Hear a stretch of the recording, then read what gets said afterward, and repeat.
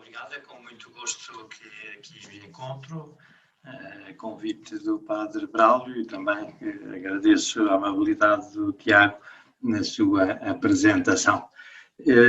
Gostaria de poder saudar pessoalmente a todos, infelizmente temos que recorrer a estes meios que não nos permitem esse contacto visual, mas estamos unidos graças a estes meios tecnológicos e, sobretudo, estamos unidos na oração, estamos unidos na mesma fé e na mesma igreja. E vou então falar sobre o pecado, começando por dizer, e vão perdoar o atrevimento desta introdução, que eu vivo à conta do pecado, não é? De facto, nós os padres vivemos do pecado alheio, da mesma forma como os médicos vivem das doenças e beneficiam dos doentes, nós os padres vivemos do pecado. E que deixasse de haver pecados eu ficava desempregado, eu ficava, não é, sem trabalho possível. Já houve uma senhora que fez isso, que foi a Imaculada Virgem Maria, essa não tinha nenhum pecado, mas felizmente o meu negócio está em grande crescimento, portanto creio que não corro, pelo menos pelos tempos mais próximos, esse perigo. E tinha pensado estruturar esta intervenção, que depois, obviamente, fica à vossa disposição para conversarmos sobre aquilo que quiserem. Primeiro falar sobre a noção de pecado, depois os elementos do pecado, depois os pecados da moda, isto talvez interesse a algumas pessoas que gostam de estar adequadas ao último grito daquilo que é mais moderno. Depois, claro, como não podia deixar de faltar, algumas considerações sobre o sacramento da reconciliação e penitência para terminar com uma conclusão. Espero acabar antes da madrugada da manhã, portanto não se preocupem, não é? Que está garantida a vossa penitência e vou tentar não exagerar na minha apresentação.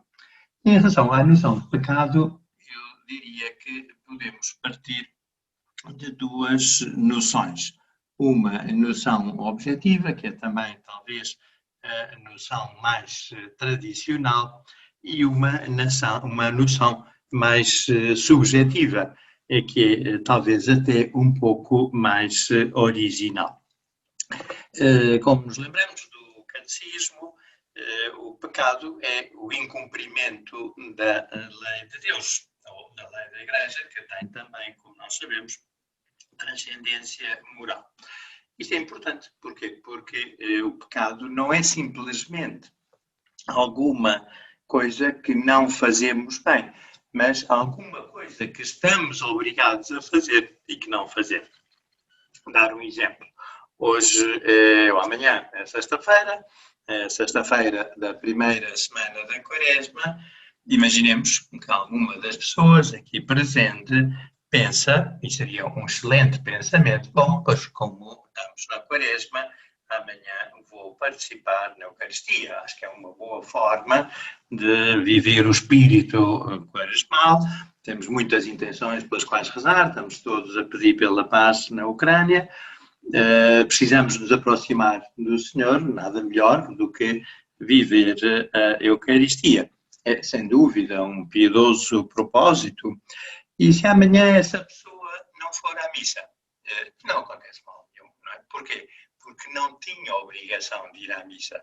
Portanto, uma pessoa que se propôs ir à missa amanhã, não sendo dia de missa, e não for, não peca, não é? Porque não há nenhuma regra, não há nenhuma lei que obrigue a ir à missa na primeira sexta-feira da Quaresma. Nesse sentido, podemos fazer uma equiparação, e desculpem-me este jeito de ter ainda presente algumas coisas da minha formação jurídica, mas que é o chamado princípio da legalidade. Quando se estuda direito penal, estuda-se o princípio da legalidade. O que é que quer dizer o princípio da legalidade? Quer dizer que não há nenhum crime sem lei, não é? Portanto, se eu for numa estrada a uma velocidade determinada, não há nenhum sinal que proíba essa velocidade, não posso ser multado por isso. Se amanhã impuserem essa regra, se amanhã puserem um sinal nesse sentido, então sim, se eu exceder essa velocidade, claro que estou a incumprir uma regra e posso ser efetivamente penalizado por esse facto. Por isso mesmo, de facto, só há caso onde há, de facto, a infração da lei. É curioso, por exemplo, enfim, não há muito tempo aconteceu um caso muito extraordinário na Alemanha, porque houve uma pessoa que pôs um anúncio na imprensa a dizer que procurava alguém que se deixasse matar e comer. Não é? Comer, não. Bom, o estranho é que houve quem se disponibilizasse para esse efeito e, efetivamente, essa pessoa foi morta e comida pela pessoa que tinha posto o anúncio. E aconteceu uma coisa muito curiosa, é que o Código Penal alemão não previa o canibalismo, porque supõe-se que na Alemanha já não há antropofagia, já não há canibalismo, não é? E, por isso, ele não pode ser condenado por um ato de canibalismo, pura e simplesmente porque não havia nenhum princípio no Código Penal alemão que proibisse uma conduta que se pensava que estava já erradicada, não é? Portanto, foi só condenado pelo homicídio, porque é evidente que o consentimento da vítima é irrelevante, é sempre um crime. Aliás, é um argumento interessante também para a relação da eutanásia, mas não pode ser condenado por canibalismo, precisamente por isso, porque o Código era omisso em relação a esse crime. Portanto, a noção objetiva é esta, ou seja, que, de facto, um ato ou uma omissão contra, de facto, um preceito da lei de Deus, também um preceito da Igreja, se é imperativo, se impõe uma obrigação, é um pecado, constitui uma ofensa a Deus. É muito interessante que São João Paulo II, na sua exortação apostólica pós-sinodal, reconciliação e penitência, completa esta noção objetiva com aquilo que poderíamos designar por uma noção subjetiva. E a noção subjetiva de pecado é muito simples, mas muito elucidativa. Porquê? Porque João Paulo II define o pecado como ato suicida. Ato suicida. E o que é que isto quer dizer? Isto é também, de certo modo, uma resposta a uma questão que nós, se calhar, nos pomos, e com certeza que muitos amigos nossos já nos puseram. É um pouco aquela ideia de porque é que isto está mal, porque é que isto é pecado, porque é que Deus se sente ofendido por isto. Não é? Imaginemos que o próximo domingo está bom tempo, vou para a praia, está um dia ótimo, até na praia rezo e tudo, dou glória a Deus pelas ondas, que são magníficas, pelo sol estupendo, e não vou à missa. Não vou à missa. Mas não é por mal, não é por raiva, não é por óbvio. E eu não ter ido à missa ao domingo faz mal a alguém? Mas nem faz, não é? Nem faz, porque até há mais lugar e tudo na igreja, até acabou de ser proveitoso a minha ausência, não é? E se eu não for à missa no domingo, na segunda-feira acordo ateu? Também não é? O agnóstico provavelmente também não. Acordo com pessoas, mais ou menos, não é? Com mais uma missa ou menos uma missa, não é? Agora, porque é pecado, ou pecado grave, não é? Pecado mortal, não é? Mas que exagero, não é? Portanto, não fiz mal a ninguém, não é? Imaginemos uma pessoa, um rapaz assim um bocadinho despistado, que gosta de fazer coisas tão leves no computador, também não está a fazer mal a ninguém, não é? Quer dizer, qual é o problema? Está lá, há coisas mais interessantes, há coisas mais novas, há coisas mais dignas, também não fez mal a ninguém. Aliás, até se nós repararmos, a própria noção do pecado original é um bocadinho curiosa, não é? Porque é que Deus vai pôr no paraíso uma árvore com frutos que não é para comer, não é? Não faz muito sentido. Então, se não é para comer, não ponha lá a árvore, não é? É o mais simples, não é? Não vou pôr em cima da mesa de que chega uma criança de 3 anos uma coisa e depois dizer, olha, não toques nisto, ouviste? Isto não é para tocar, hein? Não, então não ponho em cima da mesa. Agora pôr aquilo perto da mesa e depois dizer à criança para não tocar, até parece que é um convite à desobediência, até parece que é um convite a não o fazer. E às vezes pode parecer um pouco isto, não é? Que ao fim e ao cabo, as ordens de Deus, os mandamentos de Deus, aquilo que a Igreja manda, são caprichos, não é? Caprichos de Deus, só para me submeter, só para me humilhar, só para fazer constar que tens que obedecer. E não parece ter muita razão, não é? Não parece corresponder, não ter nenhum fundamento que justifique a proibição. Pois bem, é neste sentido que o ato suicida de João Paulo II é muito interessante. Ou seja, porquê que o pecado ofende a Deus? Porquê que Deus fica aborrecido, fica zangado comigo? Se eu não for à missa ao domingo, até pode ter sido por uma razão que não foi, também foi intencional, porque se não for intencional também é pecado, mas não foi assim muito grave, não foi um ato ódio ou de rebeldia. Porquê que Deus vai usar isso a mal, não é? Não será que Deus é um bocadinho melindroso demais, não é? Não será que Deus é excessivamente suscetível, afinal, com as nossas fraquezas, as nossas debilidades, não é? Pois bem, a razão é esta que diz João Paulo II, não é? O pecado não ofende primariamente a Deus. O pecado ofende primariamente o pecador. E só secundariamente é que ofende a Deus. Embora nós muitas vezes não temos essa noção. E daí a necessidade de que o próprio Deus, ou diretamente ou através da Igreja, nos diga o que é que devemos fazer ou o que é que devemos evitar. Poderíamos encontrar inúmeros exemplos disto mesmo, não é? Imaginemos, infelizmente há casos desses, talvez até nós conheçamos alguém que esteja nessas circunstâncias. Se calhar aquela pessoa que toma um bocadinho de droga até se sente muito bem e até se calhar aquilo ajudou, e estava num momento difícil e estava muito em baixo e aquela substância que ingeriu deu-lhe mais ânimo, deu-lhe mais força. Sim, se calhar sim. Né? Isso justifica o ato? Claro que não. E nós sabemos que não. E temos que lhe dizer que não é? E mesmo que ela diga que isto não faz mal, ou eu estou perfeitamente a dominar a situação, ou quando eu quiser eu deixo. Não, nós sabemos que ela já está a prejudicar a si própria. E por isso nós não queremos que aquela pessoa faça aquilo pelo amor que lhe temos, porque queremos o seu bem, porque queremos a sua saúde, porque queremos que ela esteja na plenitude das suas capacidades. A mesma coisa acontece com Deus também. Se um pai chega à casa e encontra o filho de 3 anos empoleirado na varanda do 7º andar a ver os carros, o pai chega lá e tira o filho imediatamente e dá-lhe um raspanete, e até dá uma palmada, até o põe de castigo, não é? E o filho não percebe, o pai é mau, não é? Porque eu estava a gostar tanto de ver os carros lá embaixo e chega aqui o pai, tira-me da varanda, dá-me um raspanete, dá-me uma palmada, fecha-me no quarto de castigo, eu não estou a fazer mal nenhum.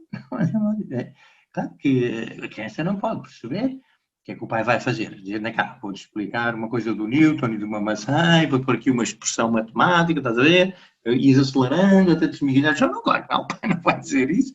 Uma criança de 3 anos, ela não tem capacidade de compreender. Portanto, o pai não tem que ter esta atitude, a criança não percebe, acha que o pai é mau.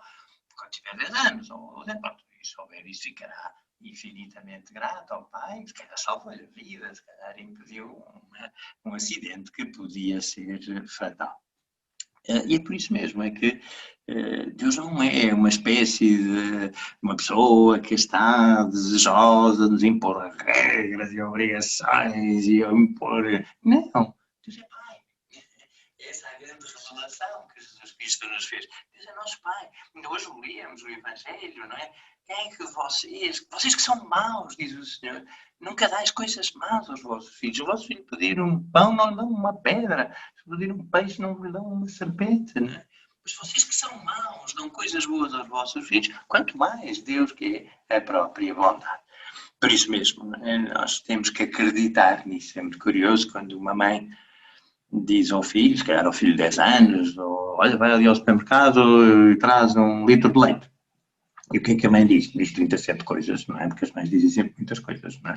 Por isso é que cada um de nós só tem uma mãe, ninguém aguentaria 2, não é? Porque é impossível, não é? E o que é que diz? E não vais a correr, e leva o casaco, e não leves a bola, e leva o dinheiro na algebeira, e cruza na passadeira, e só quando tiver o sinal verde. E o miúdo diz, bolas, tanta coisa, não é? Só para ir ali ao supermercado, não é? Por que a mãe diz isso? É que a mãe gosta de amassar o filho, não é? É porque bom, nunca se perdoaria a ela própria se o filho, por uma imprudência que ela podia ter evitado, fosse atropelado, olha, acontecesse algo mal. Pois assim é a nossa mãe, a Igreja, não é? Que quando nos recomenda aquilo que devemos fazer, é precisamente para isso, para que não nos aconteça nada de mal que nos possa prejudicar nesta ânsia legítima de felicidade, que é, ao fim e ao cabo, essa procura de Deus que está tão metido no nosso coração. Pois bem, então já sabemos qual é a noção de pecado, a noção objetiva que diz respeito à lei, a noção subjetiva de ato suicida. Passamos então para o segundo tema, que são os elementos do pecado, que tradicionalmente são três: a matéria, a advertência e o consentimento. O que é a matéria? A matéria é, por assim dizer, o objeto daquele ato.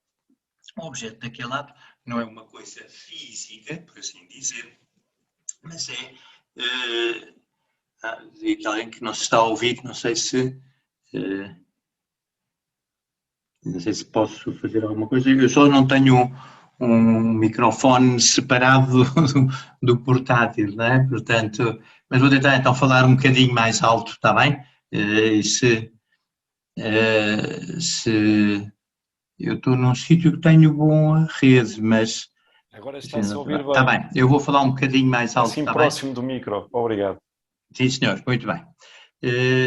Portanto, estava a dizer, o objeto, o que é? O objeto não é a ação física que se realiza, mas é a ação física realizada, ou omissão, mas na medida em que tem em si mesma já um determinado conteúdo moral, ou seja, já preenche, já procura uma determinada finalidade.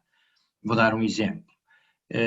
Se eu agora perguntasse se é legítimo que alguém com uma faca abra a barriga de uma pessoa, pois ninguém podia dizer que está bem ou que está mal. Porquê? Porque isso é o que faz um cirurgião numa operação, mas isso é o que faz um assaltante que quer matar alguém. Não é? Portanto, o objeto não é simplesmente, nem é principalmente a ação física, que em si mesma é insignificante, que em si mesma não é suscetível de ter uma conotação moral, mas é a ação com o objeto que lhe é próprio.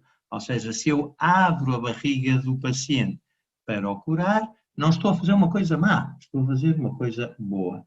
Se eu abro a barriga daquela pessoa para a matar, para a ferir, então necessariamente estou a fazer uma coisa má. Portanto, a matéria tem que ver com o objeto e o objeto tem em si mesmo já uma valoração moral. Eu não posso matar para fazer o bem. Por exemplo, sabemos que a intenção do sujeito não é suficiente para alterar o objeto da ação. Matar é sempre mau. Mas tenho muita pena desta pessoa que está a sofrer. Com certeza. E é muito bom ter pena das pessoas que estão a sofrer e é muito bom ajudá-las para que não sofram. E há com certeza meios válidos para tirar as dores, mas isso não legitima o assassinato, isso não legitima o homicídio. A matéria pode ser mais ou menos grave. Assim, por exemplo, se alguém me perguntar que horas são, eu dizer, estão perto das 10. Não é verdade, são 9h30. Mas, enfim, não é um pecado grave, porque a matéria é leve. Né?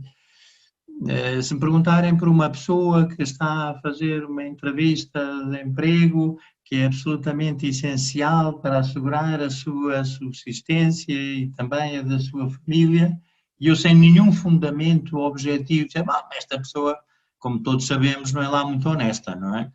Isso é uma mentira que é grave. É grave porquê? Porque causa um prejuízo enorme àquela pessoa, compromete a sua vida profissional, compromete a sua sobrevivência, compromete o bem da sua família também. Há alguns casos em que a matéria pode ir variando. Por exemplo, se eu todos os dias roubo, não é €1, cada um desses roubos é um pecado leve, né? Mas ao fim de algum tempo esse pecado já não é leve, porque a matéria já passou a ser grave. E a importância da matéria leve e da matéria grave é que a matéria leve dá lugar ao chamado pecado leve, ou também pecado venial, enquanto que a matéria grave dá lugar ao pecado grave, ou também chamado o pecado mortal. O pecado leve, como sabemos, não rompe a nossa relação com Deus, embora dificulta a nossa união com o Senhor, e também nos predispõe, por assim dizer, ao pecado grave, e o pecado mortal, ou pecado grave, esse sim destrói a relação com Deus, e por isso mesmo até se uma pessoa morresse nesse estado, comprometia até a sua salvação.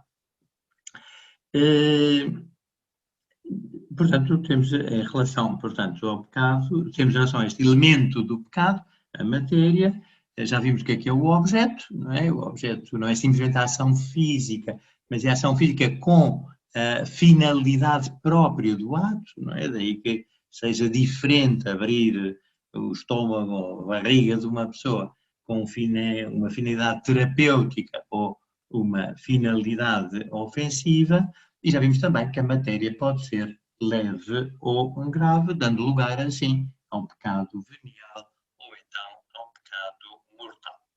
Vamos pensar então para o segundo elemento. O segundo elemento é a advertência.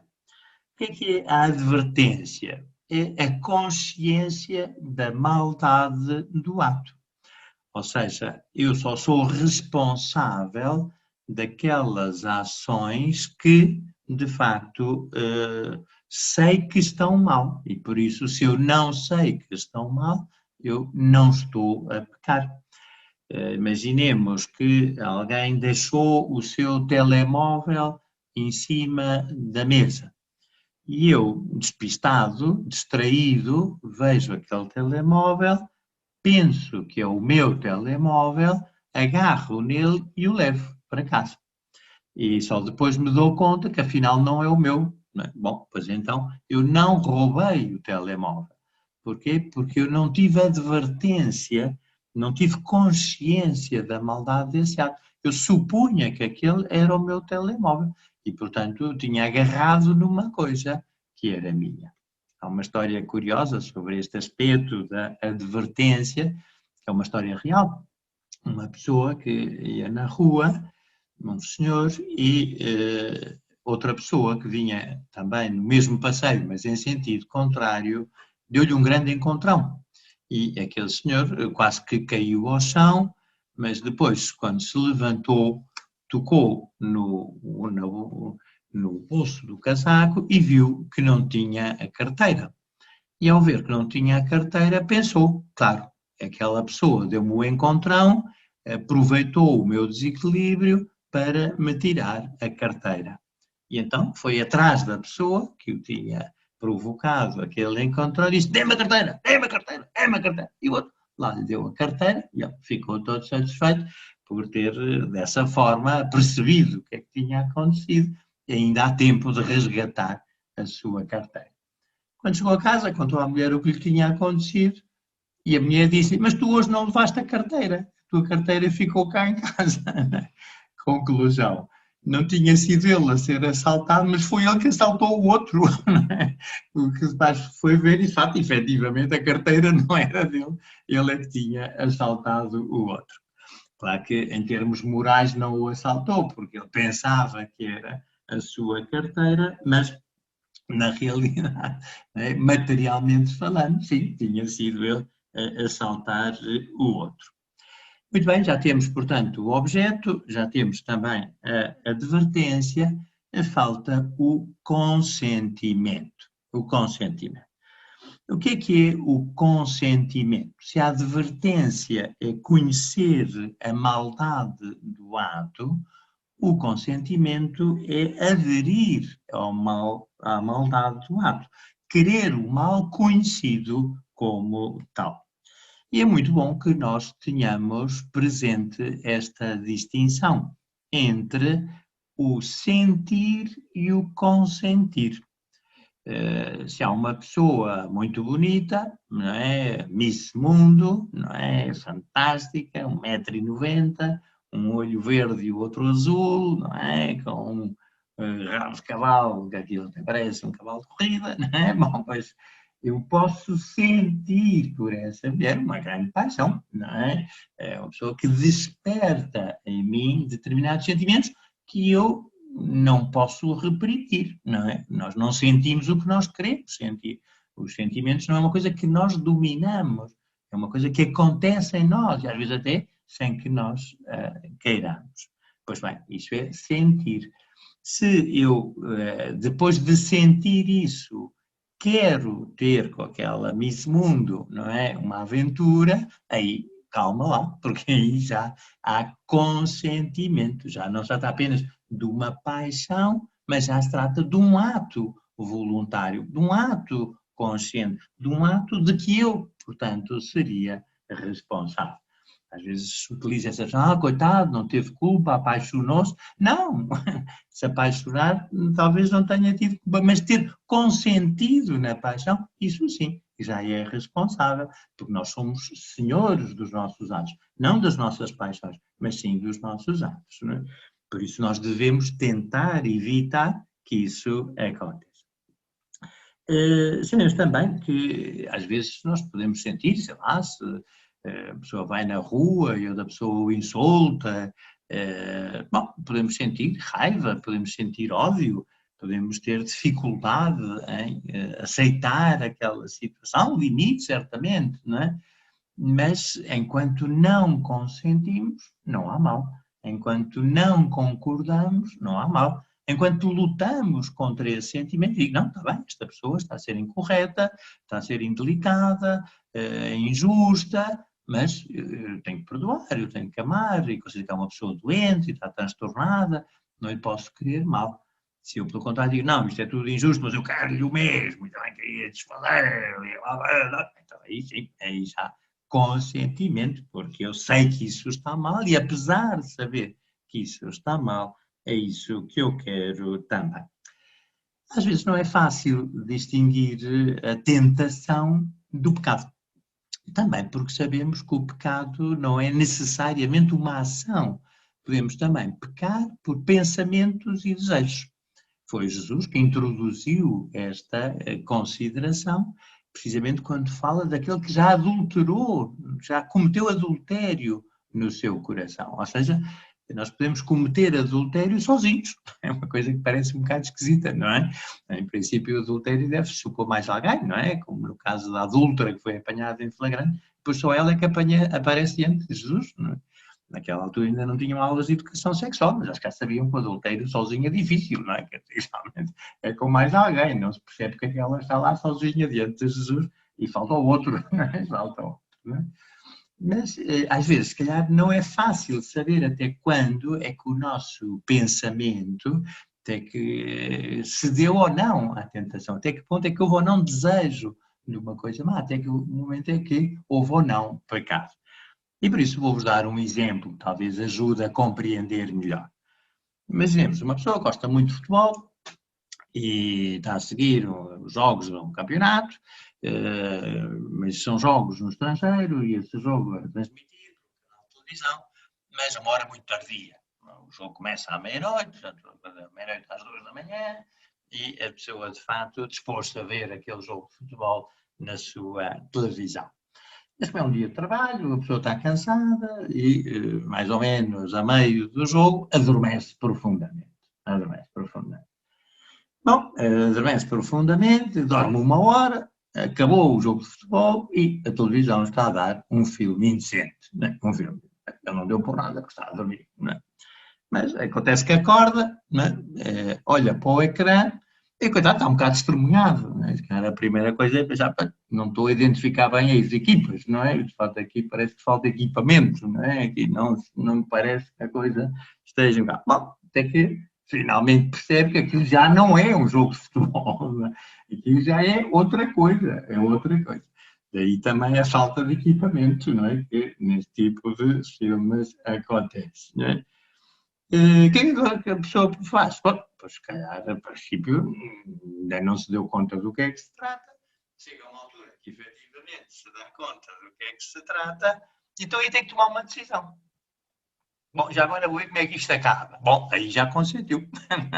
Já sei que isto é uma coisa má, já sei que não devo ver isto, mas quero continuar a ver. Então aí já há pecado, não é? Se a pessoa diz, disparado, isso é uma porcaria, não quero nada disto, não é? Não vou ver isto, deve ser adormecido, entretanto acabou o futebol, puseram esta porcaria, vou desligar, vou mudar de canal, de outra coisa qualquer. Muito bem, não pecou. Mas viu, está bem, mas não foi uma coisa voluntária, não foi uma coisa querida, não foi uma coisa consentida, não é? Portanto, aí não tem mal, aí não houve nenhuma falta. Muito bem, portanto, já temos, por assim dizer, não é? Os três elementos essenciais do pecado, que é a matéria e o objeto, não é? Depois pode ser grave ou pode ser leve. Temos a advertência, não é?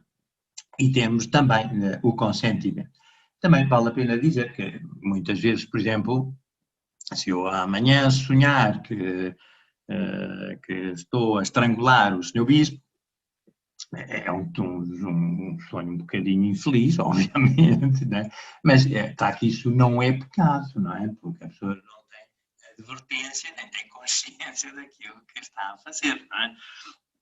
Portanto, há actos que em si mesmos, como esse, por exemplo, tudo aquilo que acontece quando estamos adormecidos, é evidente, ou estamos anestesiados, ou isso não tem, obviamente, nenhuma transcendência moral. Eles irão passar agora para os pecados da moda. Tem-se falado muito dos pecados modernos, não é? Pecados modernos, não é? De facto, eu acho que vale a pena dizer que o único pecado original foi o primeiro, o resto é tudo mais ou menos cópia uns dos outros, não é? Só o Adão e Eva é que foi mesmo um pecado original, os outros são todos mais ou menos parecidos. Talvez o pecado mais grave seja também o pecado mais comum, que é o pecado de não ter pecados, não é? Se alguém disser que não tem pecados, essa pessoa tem que entrar no confessionário pela porta das urgências, não é? Convém que vá da ambulância, não é? Porque está já numa situação agónica, já quase moribundo, não é? Já quase morto. Porquê? Porque nos diz São João, não é? Na sua primeira epístola, que se pretendemos não ter pecado, ao menos venial, enganamos-nos e não há verdade em nós. Porém, se confessarmos com humildade e arrependimento os nossos pecados, Deus é fiel e justo para nos perdoar e para nos purificar de toda a iniquidade. Se pretendemos não ter pecado, fazemo-lo mentiroso e a sua palavra não está em nós. Ou seja, diz também a Escritura que o justo, a palavra que significa o santo, peca 7 vezes ao dia. 7 vezes ao dia. Portanto, uma pessoa que não tem pecados, não é que não os tenha, é que está completamente cega em relação à sua própria alma. Sabemos e conhecemos bem aquele episódio que refere São Lucas, de quando o Senhor é recebido na casa de um fariseu. E quando lá se encontra, aparece uma mulher, pecadora na cidade, assim referida, que se põe aos pés de Jesus, a chorar, não é? E a lavar os pés do Senhor com as suas lágrimas e a enxugá-los com o seu cabelo. E aquele fariseu pensou, ele não deve ser o Messias, porque se fosse o Messias, sabia quem é esta mulher e não lhe permitia que lhe tocasse. E Jesus diz-lhe, olha, tenho uma pergunta para te fazer. E ele diz, mestre, havia 2 pessoas que deviam a uma terceira. Uma devia muito, outra devia pouco. ambas foram perdoadas. Qual é aquela que lhe deve estar mais agradecida? Não, uma questão não era de difícil solução, eram duas dívidas, uma era muito grande, outra era pequena, pois aquele cuja dívida era maior é aquele que necessariamente está mais agradecido. E Nosso Senhor diz-lhe, tens razão, é aquele que tinha a maior dívida. Pois olha, quando eu entrei em tua casa, tu não me deste o ósculo, que era a forma como os judeus se cumprimentavam. Mas esta mulher, desde que está aqui, ainda não cessou de beijar os meus pés. Não me deste água para lavar a minha cabeça, mas ela, com as suas lágrimas, a está a lavar. Não me deste água para lavar os meus pés, mas ela, com as suas lágrimas, o está a fazer. Por isso te digo que lhe são perdoados os seus muitos pecados, porque muito amor, muito. É impressionante, não é? O Senhor diz àquele homem os pecados que ele tinha acabado de fazer. Não é? Eu tinha recebido Nosso Senhor em sua casa mal, não é? De qualquer maneira, sem carinho, sem caridade. Não o tinha cumprimentado, não tinha dado água para lavar as mãos, não tinha dado água para lavar os pés. Não é? E, no entanto, achava-se com direito de condenar aquela mulher que Nosso Senhor elogiou, porque amou muito. E por isso lhe foram perdoados também os seus muitos pecados. Por isso é gravíssimo não ter pecados. É gravíssimo não ter consciência dos nossos pecados. É sinal de uma grande cegueira da nossa alma e talvez sinal de que aquele que é mentiroso e pai da mentira está a conseguir alguma coisa, está a conseguir escurecer a nossa consciência. Uma coisa muito curiosa, um grande santo, Santo Cura d'Ars, que era um grande confessor, havia pessoas de toda a França que iam ter com ele para se confessar. E ele uma vez fez um pedido ousado a Deus. Era um homem muito santo, muito penitente, muito mortificado, muito exigente, uma coisa, de facto, uma figura extraordinária, não é? E ele um dia pediu a Deus, Senhor, eu gostava de ver a minha consciência tal como Deus a vê. E Deus concedeu-lhe essa graça. E ele disse uma coisa terrível, ele disse, quando eu vi a minha consciência tal como Deus a vê, por um triz que não desesperei. E era um homem santo. Portanto, é melhor não pedir a Deus que nos mostre a consciência, a nossa consciência, tal como Ele a vê, porque não aguentaríamos, de certeza, e de certeza que teremos sempre muitos pecados, não é? De que nos arrepender, e se não nos lembrarmos deles logo, é com certeza porque não fizemos um bom exame de consciência, porque com certeza que não pesquisámos um pouco no nosso interior. E depois há aqui uns pecados que eu fiz uma pequena lista, que são os pecados mais frequentes. Os pecados normais, os pecados minúsculos, os pecados piedosos, os pecados insensíveis e os pecados invisíveis. Né? E agora vou explicar cada um deles. Os pecados normais é uma coisa que todos nós, os padres, estamos sempre fartos de ouvir. Que é, vamos confessar, um sítio e tal, chega uma pessoa tal, o que é que você coisa? São padres, pecados normais. Bom, isso é a mesma coisa que a pessoa ir ao médico e o médico, então o que é que você tem? Doutor, tenho as doenças normais, não é? Tenho as doenças normais. Não há pecados normais, não é? O pecado é uma normalidade, o que é normal no cristão, é a graça de Deus, é a virtude, é a santidade. É para isso que Deus nos chama, é para isso que Deus nos batiza, é para isso que Deus nos dá a sua graça, não é? E o tentar normalizar o pecado já é uma justificação do próprio pecado, não é? Já é uma tentativa de não reconhecer a nossa culpa e por isso já é, de certo modo, uma forma de fugir à verdade sobre a condição da nossa alma. Depois temos também os chamados pecados minúsculos. Chamado uma mentirinha, não é? Nunca apanhei ninguém que se acusasse. Chamado um homicídiozinho, não é? Um homicídiozinho. Ou um adultériozinho. Fiz um adultériozinho, assim, uma coisa pequenina, não é? Não, o diminutivo é também, no fundo, uma tentativa de tirar importância. É um pecado, com certeza, e como já vimos, em relação à matéria, a matéria pode ser leve, a matéria pode ser grave, mas a gravidade do pecado está na ofensa a Deus, na falta de amor que isso significa ao nosso Criador e certamente também ao nosso próximo. E é perigoso, porquê? Porque passamos das mentirinhas para as mentirotas, das mentirotas para as mentiras e das mentiras às mentironas. E acabamos, não é? Graças a essa insensibilidade progressiva, acabamos precisamente por fazer grandes pecados sem lhes dar importância. Há uma doença, graças a Deus, que já está hoje em dia, já há remédios, mas durante muitos séculos muita gente morria de lepra. E qual era a primeira manifestação da lepra? A insensibilidade.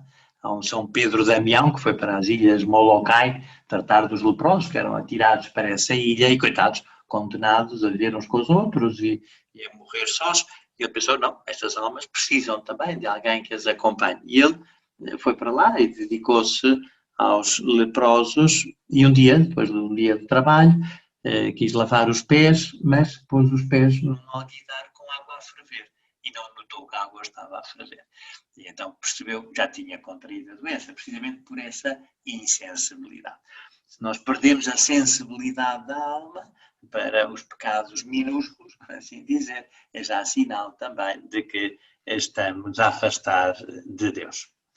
Também, às vezes, há os pecados piedosos, é uma contradição, mas é uma mentirinha piedosa, não é? Uma mentirinha piedosa, não é? Não há mentirinhas piedosas, não é? Se é mentira, não é piedosa, se é piedosa, não é mentira, não é? Portanto, também não podemos justificar, não é, as coisas más que fazemos. Podemos fazer coisas más, podemos fazer coisas boas, não podemos dizer que as coisas más que fazemos são boas, porque isso é também uma forma de fugir à verdade sobre a nossa condição. E também temos os pecados insensíveis. O que é que são os pecados insensíveis? Os pecados insensíveis são aqueles que não nos doem. Não nos doem. Por acaso é curioso, às vezes, quais são as piores doenças que nós podemos ter. Às vezes, se calhar, pensamos as piores doenças que nós podemos ter são as doenças que doem muito. E não é verdade. As piores doenças que nós podemos ter são as doenças que não doem nada. Nada. Porque se eu hoje acordo com uma dor de dentes, não é? Do tamanho de um elefante, não é? Pois eu não paro enquanto eu não conseguir deixar de ter essa dor. Mas se eu tenho uma doença que não tem nenhum sintoma, não tenho nenhuma dor, não tenho nada, não me vou curar de uma coisa que nem sequer sinto, não é? E pode ser que quando descubra a doença, já seja tarde demais, já não haja nada a fazer. A mesma coisa acontece também com o pecado. Quando nós perdemos sensibilidade para o pecado, isso também é prejudicial para o bem da nossa alma. E a propósito disto, vou contar duas histórias. Uma que é um conto russo e outra que é a história do dentista. O conto russo é um conto de alguém que ia fazer um crime e na véspera do crime Deus avisou e disse-lhe, se fizeres o crime vais ser punido 20 anos depois. Bom, ele fica um pouco assustado com aquela ameaça, faço ou não faço, avanço ou não avanço, desisto ou não desisto, bom, mas decide-se a fazer o crime, aquilo corre bem, tanto quanto um crime pode correr bem, mas lá consegue safar-se e aquilo acontece, mas claro, tinha sempre aquela ideia, daqui a 20 anos acontecerá alguma coisa. 20 anos é muito tempo, o tempo foi passando, 10 anos, 15 anos, mas claro, à medida que se aproximava o 20º aniversário do crime, ele estava efetivamente preocupado. O que é que será? O que é que não será? Será que descobrem? Será que tenho uma doença?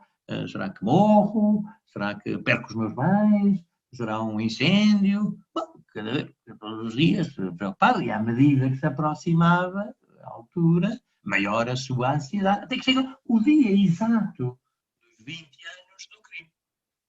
Bom, o homem quase não queria sair da cama, assustado, olhar para tudo e para todos os lados, para cima e para baixo, a ver se descobria de onde é que vinha o mal.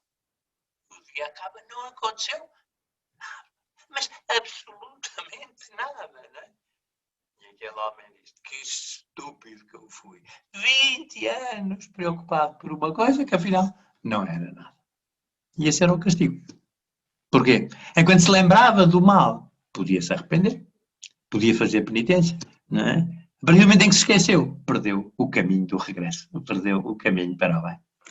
Também havia um dentista que tinha à porta do consultório 2 preços. Consulta com dor, 50 euros. Consulta sem dor, 20 euros. As pessoas ficavam todas espantadas. Isto deve estar trocado. Sem dor é que deve ser mais caro, porque é mais difícil, não é? Não, é assim mesmo. Com dor, 50 euros. Sem dor, 30 euros. Bom, está bem, não quero sem dor. É mais barato, ainda para mais eu sem dor. Tenho tudo a ganhar. Ok, sim senhor. Então lá sentou na cadeira. O dentista começou a puxar pelo dente, olha, cobre com dor, olha, cobre com dor, não é verdade? Sem dor quer dizer não pia, não nada. Então sai mais barato, mas também sai mais difícil, né? Pois é muito mau não piar, não é? Quando o pecado não nos dói, quando o pecado não nos custa, quando estamos insensíveis para o pecado, é muito complicado, não é? É mau sinal, é mau sinal. E por último já, os pecados invisíveis. O que é que são os pecados invisíveis? Bom, vou dizer uma coisa que vos vai surpreender, porque são os pecados que Jesus mais fala. E são os pecados que nós menos nos lembramos. Os pecados invisíveis. Porquê? São as omissões. As omissões. Não é? Não sei se lembram daquela imagem do juízo final, em que Jesus manda para o céu aqueles que me deram de comer quando eu tinha fome, me deram de beber quando eu tinha sede, me vestiram quando eu estava nu, que me foram visitar quando eu estava preso, que me aconselharam quando estava doente, etc. E curiosamente, aqueles que se condenam não são os mentirosos, nem os homicidas, nem os adúlteros, não. São os que não fazem o bem que deviam ter feito. E aqueles que não vão visitar os doentes, não vão visitar os presos, aqueles que não dão de comer aos que têm fome, aqueles que não dão de beber aos que têm sede. É curioso, não é? Quer dizer, como é que Nosso Senhor diz que os que se condenam não são os que fizeram coisas más, mas aqueles que não fizeram o bem que deveriam ter feito. Às vezes, nós podíamos dizer, bom, aqui no meu prédio eu até tenho grandes hipóteses de ir para o céu, porque o vizinho de cima nem vai à missa, o outro é um bruto, monte, eu até rezo umas coisinhas e tal, não faço mal a ninguém, quero bem toda a gente, mas alguém entra aqui para o céu, também não vai ficar às moscas, não é? Digo eu, não é? Portanto, tenho garantido o céu, a salvação para mim está mais uma coisita ou outra de vez em quando, isto está no papo, não é? Já está no papo. Não está. Porquê? Porque não basta que eu não faça coisas más. Não basta que eu não. Eu tenho que fazer todo o bem. Eu posso, porque se posso fazer, devo fazer também. Uma vez ter ouvido a um bispo uma coisa um bocadinho curiosa, que me chamou a atenção, até inicialmente me escandalizou, porque ele disse: eu não perco o sono por haver pessoas que vivem na rua e não têm nada a comer. Achei aquilo um bocadinho estranho, pareceu bem, este senhor bispo tem pouca sensibilidade social, não é? Como é que ele pode dizer uma coisa destas? Qualquer pessoa fica incomodada por saber que há pessoas a viver na rua, pessoas não têm que comer. Mas depois ele explicou, e bem, porque disse, o que a mim me tira o sono é que essas pessoas que estão na rua, porque eu as não acolho, ou pessoas que têm fome porque eu não lhes dou de comer. E sim, faz razão, faz sentido, não é? Eu não posso agora sentir-me culpado pelo mal de toda a humanidade. Infelizmente há muitas coisas que nós não chegamos. Quem nos dera a nós acabar com a guerra na Ucrânia, não é? Quem nos dera a nós fazer o bem a tantas pessoas refugiadas, mas não podemos, não temos capacidade para o fazer. Mas algum bem podemos fazer. E se esse algum bem que nós podemos fazer não o fazemos, então sim, é culpa nossa. Então sim, é uma omissão. Então sim, é um pecado invisível daqueles de que Jesus falava. Fala também da parábola dos talentos, como se lembra, não é? Um que enterra o talento. É verdade que é uma ação um bocadinho canina, os cães é que costumam enterrar as coisas, não é? Mas, enfim, de todas formas era prudente, não é? Assim não perdia, não é? Se vai jogar aquilo na bolsa, às tantas fica sem nada, não é? Mas os bancos levam logo a metade da fortuna do dinheiro só em taxas e taxinhas, não é? Parecia prudente. Não, não se condenam. Serve o mau e preguiçoso. Mas porquê? Porque ele fez o mal. Não fez mal nenhum. mas também não fez o bem que devia ter feito. Não fez bem. Ou as virgens nércias e as virgens prudentes, não é? E são condenadas as que não levaram o azeite, não é? E foram elogiadas as prudentes que não deram azeite às outras, não é? Porquê? Porque foram prudentes, não é? Porque tinham aquilo que precisavam para o caminho. Por isso é importante também nós, no nosso exame de consciência e nesta quaresma, é bom que o façamos com frequência, perguntarmos também isso. Também posso não ter feito mal, ainda bem que não fiz, graças a Deus que não o fiz, mas tenho que fazer também tudo o bem que esteja ao meu alcance. E a começar então já para o sacramento da confissão. Também é João Paulo II quem diz uma coisa muito curiosa, não é?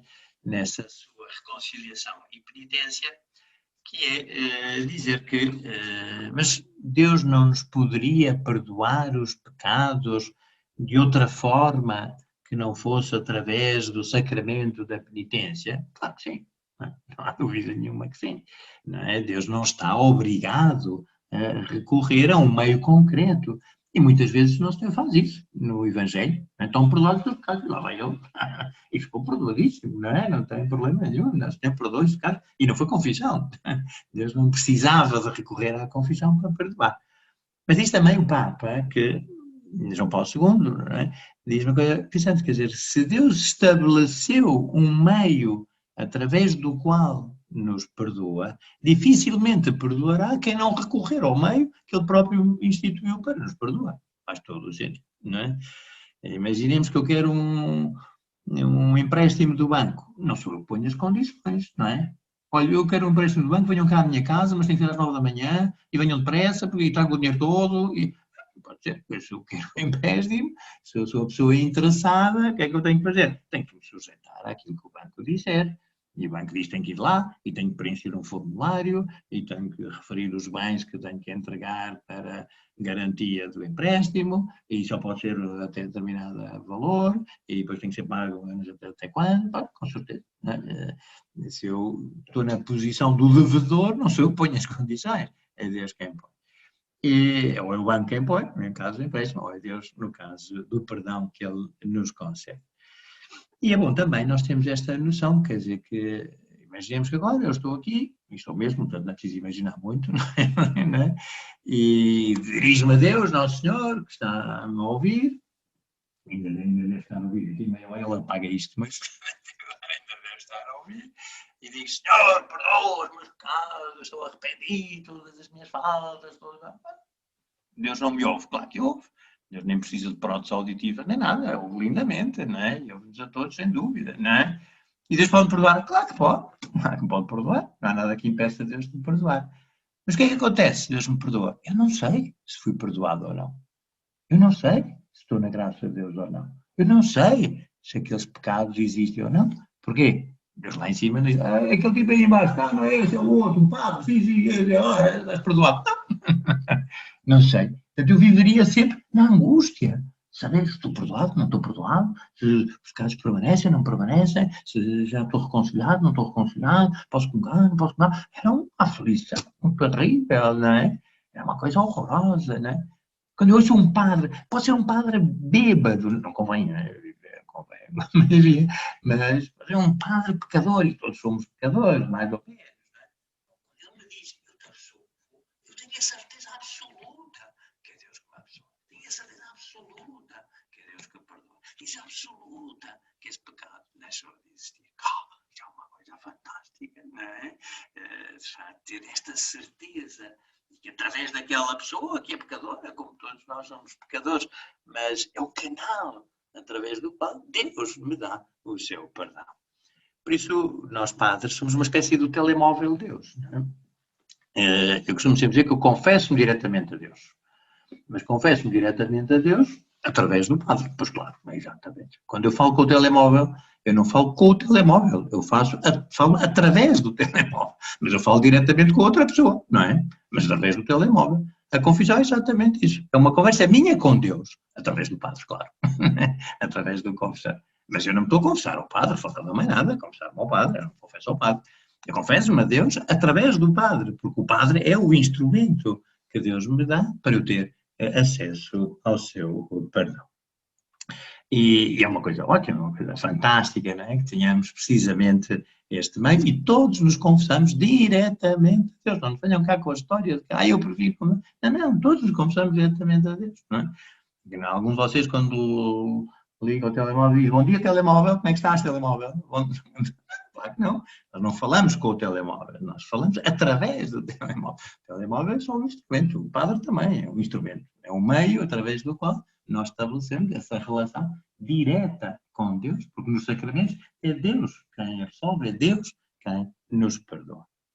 E convém ter em conta também algumas características que deve ter a nossa confissão. E eu arranjei 5 Cs,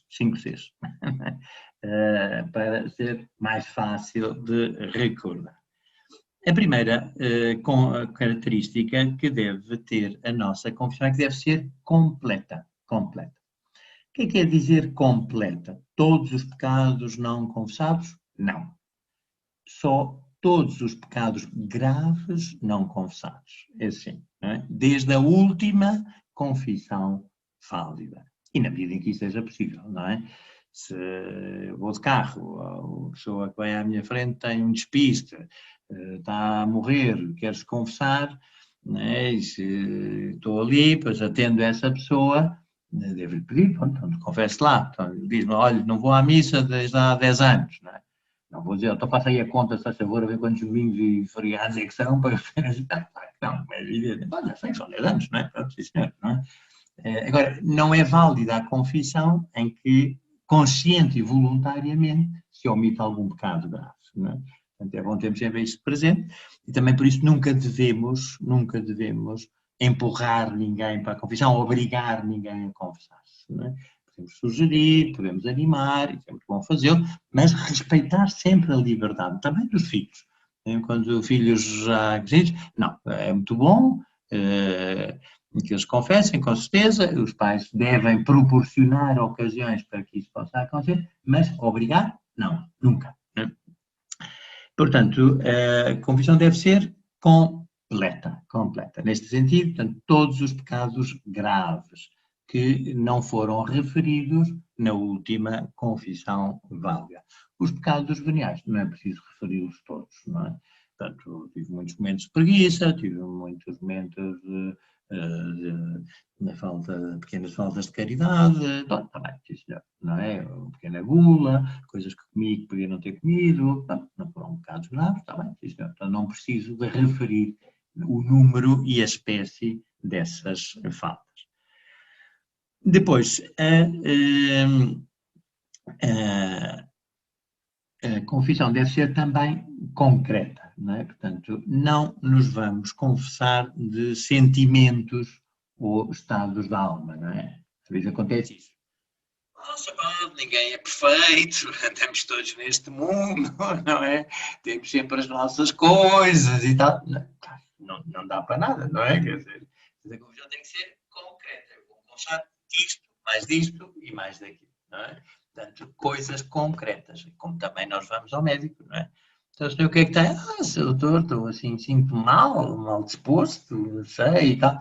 Mas é de manhã, é de tarde, em geral. Mas é a cabeça, é o estômago, é todo o corpo. Sinto-me assim, leva para casa e toma uma aspirina. O médico vai poder fazer se a pessoa tem uma confissão tão vaga, não é? Tão pouco concreta. Não dá para nada, como é lógico. Não é? Por isso também devemos, não é, ser concretos naquilo que dizemos. Depois também devemos ser claros, não é? Dizer as coisas de uma forma que se perceba. Não precisamos de descer a pormenores ínfimos, que não interessam, mas temos que dizer as coisas de uma forma clara. Por exemplo, eu matei uma velhota. Não posso dizer que faltei à caridade com uma senhora de idade, não é? Com certeza que matar uma pessoa é faltar à caridade, não é? Mas não é exatamente isso que ele vai perceber. Se eu disser simplesmente que faltei à caridade com uma senhora de idade, neste caso tenho que dizer que matei-a mesmo, não é? A senhora de idade. Portanto, devemos ser claros a enunciar, não é, os nossos pecados. E também, isso os confessores agradecemos muito, que é ser conciso. Não é? A confissão não tem que ser demorada, não tem que ser demorada. não é? Às vezes há pessoas, bom, senhor padre, eu na terça-feira passada, olha, não sei se foi na terça ou se foi na quarta-feira, foi num dia que choveu muito, eu disse, agora lembro-me do dia que choveu muito, eu ia para não sei onde e coisa e tal. Bom, quer dizer, os pecados da terça-feira são exatamente iguaizinhos aos pecados da quarta-feira, não é? Portanto, não há problema nenhum se foi na terça ou na quarta-feira, esse pormenor é absolutamente irrelevante. Portanto, só devemos dizer aquilo que interessa para ajuizar a nossa responsabilidade. Há pormenores que interessam? Sim, há pormenores que interessam, não é? Fui indelicado com os meus pais. Isso é mais grave do que ser indelicado com outra pessoa qualquer. Então aí tenho que dizer com quem é que eu fui indelicado. Roubei a caixa de esmolas da igreja. É mais grave do que roubar no supermercado, sem dúvida. Não vai roubar no supermercado também, mas é diferente. Não é? Portanto, há pormenores ou há circunstâncias que são atenuantes ou agravantes. Essas sim devem ser referidas, aquelas que são irrelevantes não têm por que ser ditas, não é? E até convém não dizê-las. Não é? E por último também a condição mais importante, que é o último C, deve ser contrita. Ou seja, nós não vamos referir pecados, não vamos fazer uma crónica social ao Sr. Padre, a saber o que é que se passou ultimamente, não. Vamos acusar, não é? Parece que há um provérbio chinês, os chineses têm uma história muito antiga, portanto já tiveram tempo para fazer muitos provérbios. E um deles é muito interessante, porque diz que quando estamos a apontar a alguém, temos um dedo a apontar a essa pessoa e 3 a apontar para nós. Não é? Que é verdade, isso que acontece. Não é? Pois bem, temos que sentir pena, não é? Temos que dizer, eu hoje não queria voltar a fazer isto, eu teria desejado não fazer isto, tenho pena de ter feito isto e tenho vontade de não voltar a fazer. Portanto, isto não é a confissão, não é assim uma espécie de um ato ritual, como uma pessoa que está no restaurante, não é? Comer como um bruto, depois cai um salpica para a gravata, um bocado de azeite, pede ao tipo, tira novas e depois continua a comer bruto. Não. A confissão é uma conversão. A confissão é uma mudança de vida. A confissão é um renascimento para uma nova vida cristã. E daí a contrição. Não podemos fazer como aquele senhor que foi-se confessar e disse, Sr. Padre, veio-me confessar ter roubado 2 burros. E o padre disse, veio 2 burros que você roubou? Sr. Padre, ponha 3 que eu os passo por lá e levo mais um. De facto, não estava muito contrito, não é? Não estava muito arrependido, não tinha percebido ainda muito bem do que é que se tratava. Não é uma espécie de coisa que se vai acrescentando em função das conveniências. Tem que haver, de facto, esse propósito, não é? De emenda de vida, desse propósito de recomeçar de novo na nossa existência. Depois também é bom saber que o sacerdote impõe-nos a penitência. A penitência não é uma condição para o perdão. O que é que isto quer dizer? Se eu vou confessar e vou antes da missa, mas não tenho tempo de cumprir a penitência antes da comunhão, por exemplo, posso comungar perfeitamente. Já recebi a absolvição, já recebi validamente a absolvição, já estou preparado para comungar, porque já estou em estado de graça. Tenho, sim, é verdade, a obrigação moral de cumprir a penitência, mas não tem que ser logo. Eu vou cumprir logo, se é possível, porque, de facto, assim já ficamos, não é, libertos dessa obrigação. Mas a penitência não é uma condição para o perdão. A penitência é uma ajuda para essa nova etapa da nossa vida.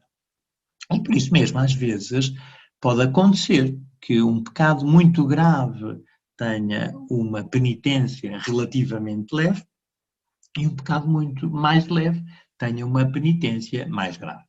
Porquê? Por exemplo, se nós notamos que aquela pessoa que está a confessar está muito ressentida, está muito arrasabiada e não perdoa, essa pessoa precisa de uma penitência que a ajude a mudar o seu coração. Está endurecida, não é? Ainda está furiosa, está a pedir a Deus um perdão que não quer dar aos outros. Essa pessoa precisa da conversão. Então convém que eu lhe dê uma penitência que a ajude a fazer esse caminho, a mudar essa atitude. Se me aparece uma pessoa que está arrependidíssima do que fez e mesmo que tenha sido uma coisa grave e tudo, bom, não precisa dar penitência, já a sua própria dor é a penitência. O seu próprio sofrimento, essa situação em que ela se encontra já é suficiente para que ela se sinta efetivamente arrependida. O sacramento da penitência é o sacramento também da alegria de nos sabermos amados por Deus, não é? De facto, é impressionante quando recordamos a parábola do filho pródigo, é aquilo que acontece connosco cada vez que nós somos perdoados, não é? Aquele filho pensava que, na melhor das hipóteses, o pai aceitava-o como servo, como criado, e já era muito bom, porque ficava em condições muitíssimo melhores do que aquelas de que tinha experimentado quando tinha estado no hospital. O pai não faz isso, o pai restitui a dignidade de filho e faz uma festa e dá-lhe um banquete e põe-lhe um vestido novo e sapatos e tudo, não é? Até que o irmão mais velho fica escandalizado com aquele amor do pai. Pois isso é aquilo que acontece, cada vez que nós nos confessamos, fazemos de filhos pródigos, não é? É isso em que Deus manifesta o seu amor por cada um de nós. E o amor de Deus não tem limites. O Papa Francisco já uma vez disse, Deus não se cansa de nos perdoar. Vocês imaginem que vão no metro, vão no autocarro, é uma pessoa que pisa uma vez, a pessoa pede perdão, e nós perdoamos, claro. Pisa a segunda vez, não acho muita graça, mas onde é que eu pego? O meu baixo. Pisa 3 vezes, a terceira, a quarta ou a quinta, a sexta, se calhar damos um banano ao fulano, né? Já não acreditamos que aquilo seja sincero, não é? Bom, Deus perdoa sempre. São Pedro perguntou até 7 vezes, e já era muito, 7 vezes já era muito, não te digo até 7 vezes, até 70 vezes 7, não é? Sempre que nós estamos arrependidos, Deus está disponível para nos perdoar. Há uma desobediência muito curiosa no Evangelho, que é quando Nosso Senhor cura um cego, e depois um leproso, e depois diz, não digas nada a ninguém. E ele, pumba, começa a dar com a boca no trombone e diz a toda a gente. Ora, francamente, então, ainda se fosse uma leprosa, se percebíamos, era um leproso, não é? E podia estar calado, a única coisa que Nosso Senhor lhe pediu foi isso, não é? E então ele não é capaz de estar calado, não é? Desobedecer assim flagrantemente. Nem para ir arrastar-se até Jerusalém, tinha que fazer, curar da lepra, porque era tudo na vida dele, não é? Porquê é que ele não obedece? Porquê é que ele desobedece? Não podia.